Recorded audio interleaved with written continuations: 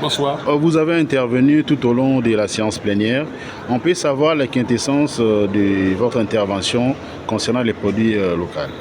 Vous savez, moi je suis du secteur privé. On a parlé de la sous-traitance et le contenu local. C'est-à-dire que désormais il y aura une loi qui va exiger à toutes les entreprises, toutes les sociétés qui viendront investir en RDC.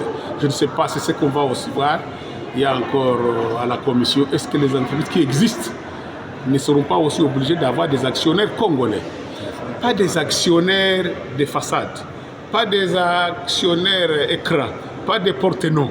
Il faut réel associer.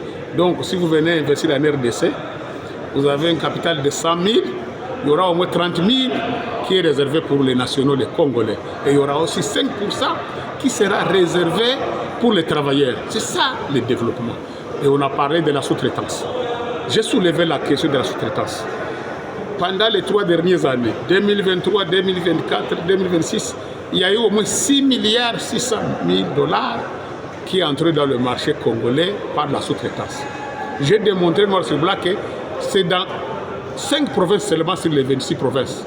Il y a Lualaba, qui est Kolwezi, il y a le Haut-Katanga, Lubumbashi, il y a Kinshasa, il y a Ouele, il y a un peu Congo-Centre.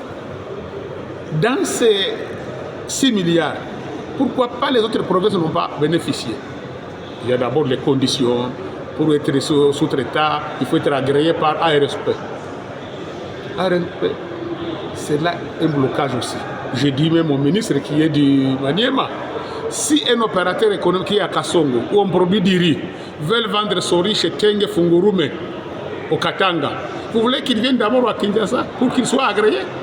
Moi je dis, dès qu'une entreprise, un PME, a son registre de commerce, a son numéro import-export, a son numéro d'identification nationale, a son numéro d'impôt, est déjà bien reconnu. S'il y a appel d'offres, il peut soumissionner et fournir.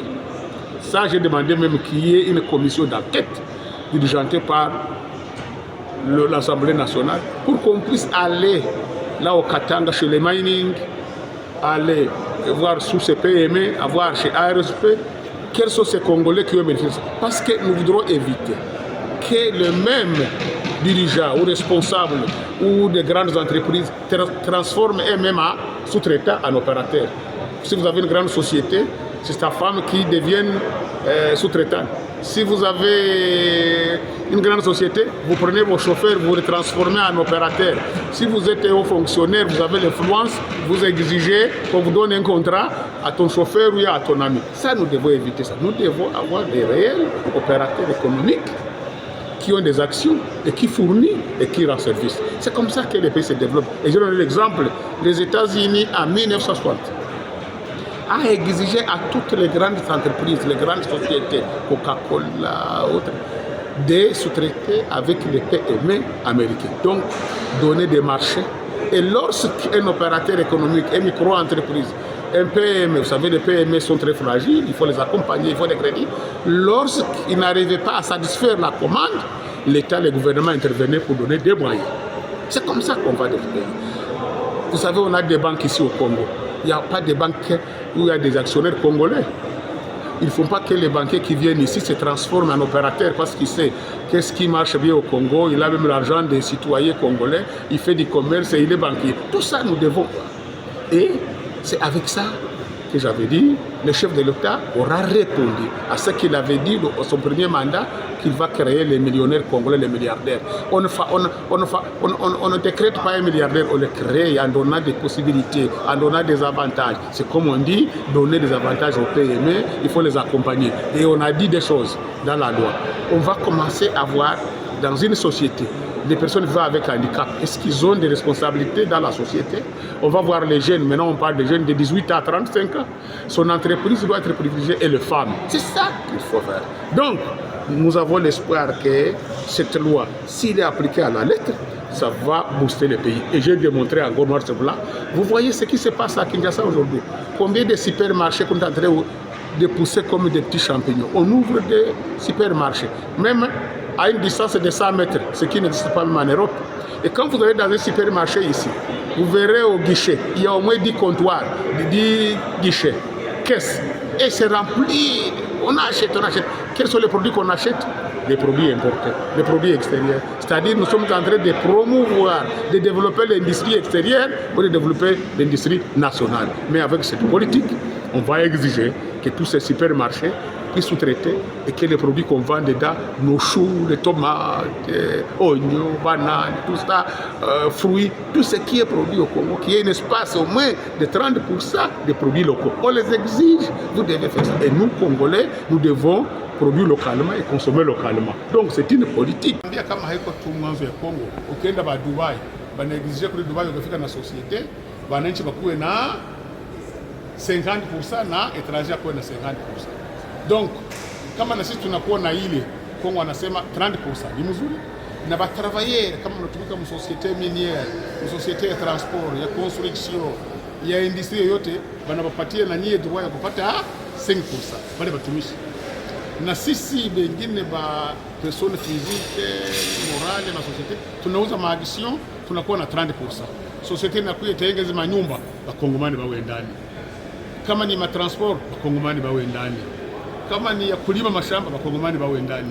Na tunaomba mule mumine, serikali nayo kamati ile magrande mine mamiliari, leta kuwe nayo anasema hii ni budongo yangu, hii ni mine yangu, tunaevalue, ona kwa étranger kwa investir, kuya na 50% na mimi 50%. Au 40 na 60. Vile ndio hizi itaendelea. Banki leo hakuna banki ya bakongomani. Banki zote ni za bazungu toka kuna huko. Na wale bazungu wenyewe wanajitransfer wanakuwa njoo wanakuwa ba commerça, tu banawe bitu kali minatembeaga wanaonanga mali sasa watu ili kumbaya. Inafaa bakongomani bakwe mu mabanki, bakwe na banki Congolaise. Tunajua tunaenda kwa huyu banki faranga zinabakia na faida inabakia huko.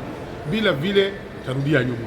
Na tunasema vitu vingine ni kusema bafanye na fiscalité mzuri. Baada ba PM ndio watu wadogo leta baakompanya.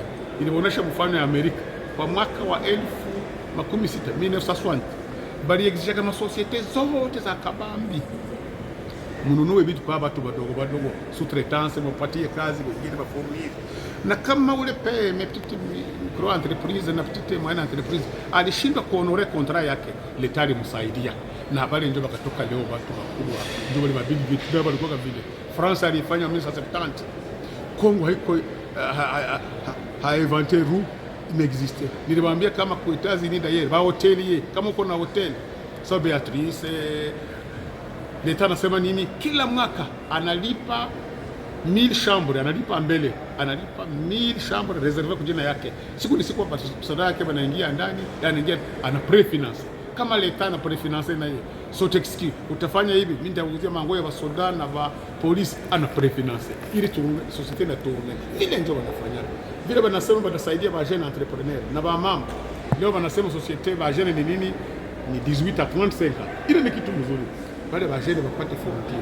Kitu kingine basi exige sema uende mpaka ku RSP ndio akupatie autorisation mbele uanze. Hapana. Kama uko commerce, uko pale Gasongo ndio niambie minister. Gasongo anaproduce mchele yake. Anataka aiuzishie tenge fungurume kule Lualaba. Hata kama mpaka aende Kinshasa, kama iko na registre de commerce, iko na numero d'impôt, iko na numero d'identification nationale, iko na numero ya import export, analipa ule ndio. Kazi ya RSP ito ataenda kule kutenge angalie nani uliuzia na nani, eske ni Mkongomani. Niliomba hata tufanye commission d'enquête. Kwenda tuangalie kule RSP. Zile faranga anaingiza zinaendaga wapi? Anafanya kupana autorisation namna gani? Autoriser mu kupata license. Isikuwe ya mwiwano, isikuwe ya upendeleo. Wale watu wajitransforme wenyewe na ndio wanakuwa maoperateur. Wanaona ile opportunity. Na kitu kingine ni sababu kusema ni kwamba bapewe wanateswa kule kwa societe miniere. Unamfurire karibira yako anakulipa après 3 mois 4 mois. Inakuwa sasa wewe pay muna prefinancer grande societe. Bali bako na faranga mingi wanaweza kwenda kubanka, lakini ile ni kugandamiza watu. Tutaambia serikali ana insiste.